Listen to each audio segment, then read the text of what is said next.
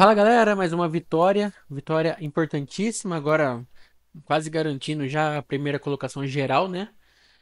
Mas quando jogou bem, né? Sofreu um pouco ali no começo, até surpreendeu a postura do Santos, né? Primeiro jogo ali do Garro, com o trio ali, mas o segundo tempo parou. O Corinthians parou, claramente o ataque ali e o meio campo andando em campo, tanto que o gol do Santos, o Carrilho não chega junto, o André Ramalho perde pro Guilherme.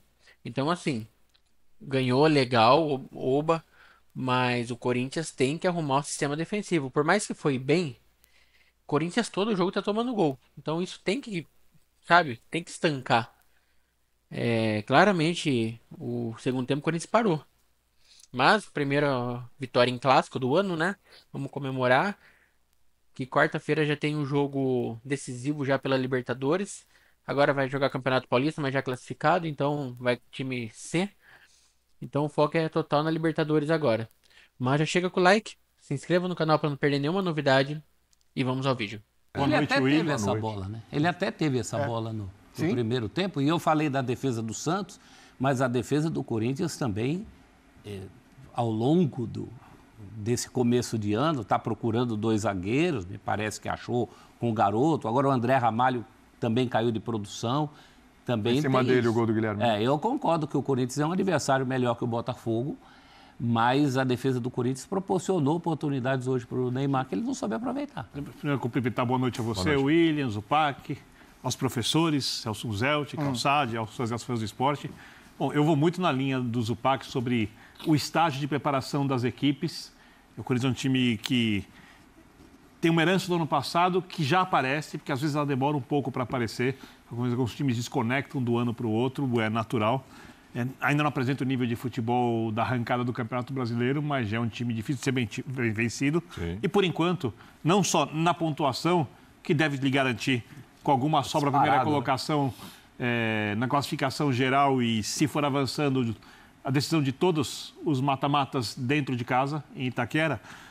Não só nisso, mas também em campo é o time mais consistente. Na verdade, o Corinthians não foi bem no segundo tempo do jogo contra o São Paulo no Morumbi, no Clássico, no mais. E contra o Palmeiras o time sofreu. Enquanto o Palmeiras sofreu. E depois Tudo teve a bem. expulsão do Yuri Alberto. Por muito mais uma questão tática para mim do que propriamente pelo desempenho. E aí eu acho que tem o X, que é a volta do Garro. Porque com o Garro, o Corinthians que joga com uma linha de 3 atrás do Garro e 2 atacantes que desequilibram, uma dupla que funciona como dupla e funciona individualmente também, porque ambos são muito bons jogadores. Com o Garro, o Corinthians ganha mais pegada no meio-campo, mesmo que não seja o meio-campo marcador, mesmo que o Garro não tenha isso como ponto forte. E quando tem a capacidade de decidir jogos, quando precisa ter um momento, é muito mais letal que o Coronado. Sim. Pela parte física e pela parte Não técnica. tem a dúvida. Pela parte física, muito superior ao Coronado, pela parte técnica, superior. E mesmo sem ter o ritmo de jogo ideal, tendo começado pela primeira vez na temporada hoje um jogo, deu para notar a enorme diferença que o Garro faz nessa equipe. Esse trio do Corinthians, Garro, Memphis e Yuri Alberto, é um trio muito forte. Você pode colocar ali como um complemento de meio campo, o Carrilho também, intocável. Dali em diante, os outros dois jogadores você discute. Sim. Né? E o Bidon faz uma falta danada na parte técnica desse trio. Concordo. Né? Com Ranieri, Martinez e Carrillo ao meio campo. Ranieri, Bidon e Carrillo é outro tipo, outro perfil de meio campo. O Bidon joga muito mais que Olha o que o Martins Garro tem. faz. Você Ah, está isso é falando aí do maravilha. Garro.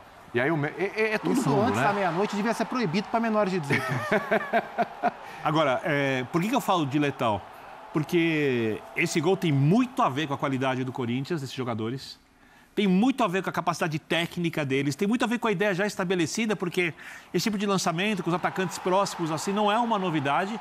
E tem muito a ver com o nível de jogo coletivo e individual da defesa santista. Horroroso. A atuação do Basso foi Então, muito... Esse segundo gol, ruim hoje. olha onde é que está o Léo Godoy. Então, esse Está é um totalmente ponto... desgarrado fora da linha. Perfeito. Porque assim, o Santos hoje jogou com bola, sem bola, com uma linha de 4, com o Léo Godoy e o Luan Pérez de laterais. E com bola, o Léo Godoy subia e o Guilherme subia para serem alas e ficavam 3 zagueiros. Então, assim, o Léo Godoy é um jogador de qualidade técnica que a gente pode discutir. É um Bem jogador questionável. que chegou agora no Santos, um Santos de técnico novo e que mudou o sistema. Então a chance de ter um erro de posicionamento ali era muito grande.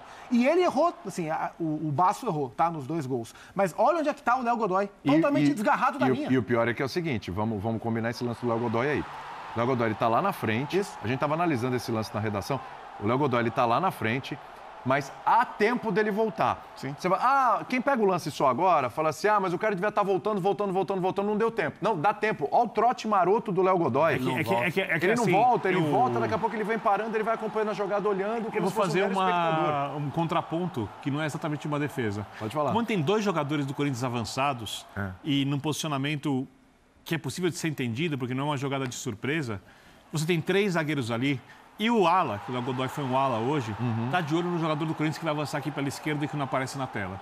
Então ele tem uma dúvida. Tá? A questão é que você não pode permitir que alguém dê uma assistência como essa com tanta liberdade, ainda mais que você está falando do Memphis. Se os jogadores mais técnicos, naturalmente, como a defesa santista fez hoje com o Neymar, tem um olhar especial. Você não deixa o Memphis livre na área. São 3 problemas do corintiano não vai uma vez por ano, é o Hugo. Se fosse o Bidu, subiria mais. Se fosse o Bidu, ele não precisa ter essa preocupação. Ele não foi mesmo. Tanto que, se você, olhando bem no lance, você tem um zagueiro para 2. Isso. Porque, assim, o Yuri e o Memphis se colocam nos espaços. Sim. Então, você tem um zagueiro, o Memphis largado, o Yuri entre os 2, mas com uma distância enorme. A linha o Rivaldo também não acompanha o Yuri, não cola no Yuri. Esse é um ponto. O outro é, em relação ao Garro versus Coronado, o Coronado vem jogar muito dos lados. Sim. Então, para um time que não tem o ponta, joga os 2 por dentro. O Corinthians tem uma dificuldade de se entender. Coronado no lado, jogadas por dentro. Com o Garro, jogadas por dentro. E aí, ele também trabalha pelo lado, mas é jogadas por dentro. Tanto que o passe é do meio, olhando. Com o Coronado, o Coronado é incrível pensar nisso. O Coronado tem total condição de dar um passe desse com um time que dá um espaço desse para jogar, como Perfeito. O Santos deu. Mas o Garro, pelo centro, ele fica um maestro. Ainda mais quando não tem ninguém olhando para ele. E o Coronado o Coronado tem essa facilidade do jogo pelo lado, também por uma memória tática, né? Ele, no futebol árabe, no Al Ittihad especialmente, ele era um meia aberto pela esquerda, porque ele é um jogador destro. Pela esquerda, atrás para dentro, tem o campo aberto para ele faz dar o isso passe. o tempo todo. De meia central, ele jogou, pelo menos nos últimos anos na Arábia, a menor parte do tempo. O Garro não, o Garro é o engante, o Garro é o 10. E você colocar o Coronado para atuar ali e fazê-lo, aí ele tem que voltar. Isso. Ele tem que pegar o lateral descendo. Não é a dele também. Não consegue fazer. Assim, aí Fisicamente ele não são consegue. As diferenças da Arábia, né? Quando a gente fala que o cara vem da Arábia e é diferente, e tem um tempo, é que o que ele consegue fazer lá aqui não dá para jogar. Sim. Mas assim, eu vejo que o Caixinha, no Santos, né, cruzando os 2 times, ele te apresenta ideias. Ele está procurando, na verdade, ainda, mas o time não a execução não está rolando. Ele sabe o que ele quer. O Red Bull Bragantino fazia nos seus grandes momentos. Ele sabe que ele quer o time dele pressionando o adversário. A ideia está lá. Não, sim. O problema é que o time não executa. Então, mas o Red Bull Bragantino, essa referência ao Red Bull Bragantino que você deu é boa, porque é para o lado bom e para o lado ruim.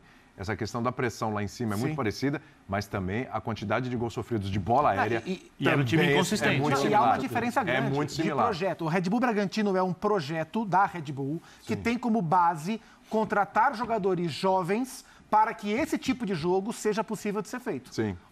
Eu acho legítimo que ele queira fazer esse jogo e se bem trabalhado, bem evoluído, talvez... Acho que as peças que estão para chegar, talvez ajude. Porque hoje, assim, para fazer esse tipo de jogo, o seu centroavante é o Tiquinho Soares, que fisicamente não está no seu auge. Não foi bem hoje. O seu ponta de lança é o Neymar, que claramente não está no seu auge. Dos seus volantes, um deles é o Tomás Rincon, que também não é um jogador de muita velocidade, de uma idade mais avançada. Então, e é um começo de trabalho em começo de temporada. Então, são várias barreiras para que essa pressão seja bem feita o tempo inteiro. O Santos até fez bem essa pressão no começo. Enquanto estava 0-0, até sair esse lance aí, que é o primeiro gol do Yuri, o Corinthians tinha seríssimas dificuldades para sair da pressão do Santos. A questão é que, quando conseguiu, a transição defensiva foi muito falha, muito espaçosa. E, a partir daí, o Corinthians teve conforto e o Santos foi conseguindo fazer menos essa pressão que ele queria. Só foi conseguir se reencontrar mais no segundo tempo. No fim. Né? Aí, agora, o prejuízo já era enorme. Não vamos esquecer que o Caixinha também sai do Bragantino já não conseguindo fazer isso. Sim. Ele perdeu Me brigou para não cair o ano passado. Perdeu jogadores importantes. Perdeu o Elinho. Então, já num fim de trabalho, principalmente quando ele já não tinha mais o Elinho, ele já não conseguiu fazer. Moral da história, para fazer com perfeição o que ele quer, O Santos precisa, não chego a dizer um time novo, mas precisa de reposição. Vem o Reiser aí, vem o Gabriel Veron também, enfim. Então, algumas opções estão chegando aí para o Santos. E os jogadores vão melhorar fisicamente. Vão melhorar fisicamente. Esse é um ponto muito importante. O Santos ainda sente a parte física no segundo tempo. Claro, já evoluiu desde o primeiro jogo, porque o jogo contra o Mirassol, o jogo da estreia, o Santos morreu no segundo. Morreu. Tem sido uma constante. Né? Tá melhorando um pouco, mas ainda tá apagando no segundo tempo. Por exemplo, a gente olha para a linha defensiva. Tecnicamente, o Gil é melhor do que os zagueiros. Do que todos. Agora, para jogar em cima do Corinthians e, consequentemente, ter a sua linha defensiva mais exposta, era bom negócio ter o Gil para correr atrás de meio? Era o risco. Sim. Era o risco. Então, cada escolha tem seu risco. Exatamente. Ele colocou os zagueiros tecnicamente que não são os melhores, mas que fisicamente talvez fossem mais capazes de realizar então, esse jogo. Aí a gente vai para o debate do biscoito lá, da bolacha, né? Vende mais que é fresquinho que vende mais. Então, peraí. É bolacha. Então, a gente vai mais... É bolacha? Bolacha. Então, a gente vai para a questão técnica ou a questão física? Porque entre Zé Ivaldo, entre Basso e entre... A fase do Luan Pérez. A fase do Luan Pérez, o Gil põe os três no bolso. É que hoje o Luan quebrou o galho pelo Quebrou o galho como lateral. Que entrou o Escobar, ele foi pra dentro. Pela fase do Luan Pérez, no momento, o Gil coloca todos no bolso. Só que o Gil tem a questão física. Então não dá para colocar o Gil e outro. Não dá para começar a colocar... Não, todo jogo... Porque, assim, há uma demanda ali, porque uma hora é o Basso, outra hora é o Luan Pérez, outra hora é o Zé Ivaldo. Aí o Gil entrou no jogo contra o Novo Horizontino. Aí os laterais vão mudando, menos o Lagodó. O Lagodó ele não mexe. Aí agora colocou o Sherman hoje. Então, assim, aí você tem o... Não, você tem razão. Aquela linha com 4 ali, tudo bem. E é começo de temporada, a gente fala, tem que testar, tem que ir mexendo e tal. Mas tá chegando no nono jogo. Foi o nono jogo agora? No Corinthians foi o 10º, né? Porque antecipou por causa da Libertadores. Nono jogo. Exatamente. O nono jogo. E não há clareza do que está acontecendo ali naquela linha. O Zé Ivaldo tinha feito um bom jogo em Novo Horizonte. Pois é, mas hoje já falhou de novo. Ele e o Brazão tinham segurado. Então, para a escalação inicial, e o Gil ganhou uma sobrevida. Porque no começo do trabalho do Caixinha, ele nem contava com o Gil. Justamente por uma incompatibilidade de filosofia de jogo. Assim, o Caixinha quer um time impressionante. Bom, ninguém quer saber de Gil aqui. O importante é os 3 pontos, mais uma vitória. Então é isso. Se você chegou até aqui, deixe seu like, se inscreva no canal e até a próxima.